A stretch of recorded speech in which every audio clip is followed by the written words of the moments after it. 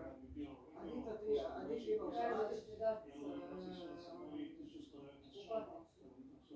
Ajde, ajde, za uplatiti, što ne treba. 670 sudaca, neki 70%, međutim, to je daleka disperzija pristupa mišljenja, ambicija, tako da... Da, Ali su složili 3000 neto eura plaća za ove prvostupanjske.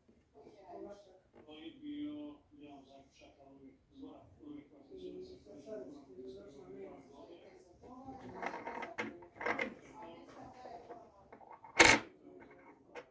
Ali ovo ti je umjesto osobne iskaznice.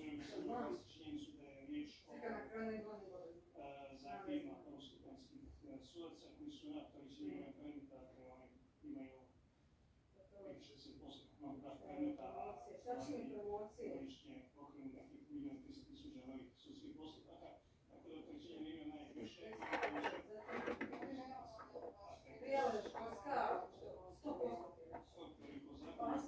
Broj šrifa. Poštovani, zahvaljujemo na popunjenoj prijavi za putovanje. Vaša prijava je zapremljena i obradi.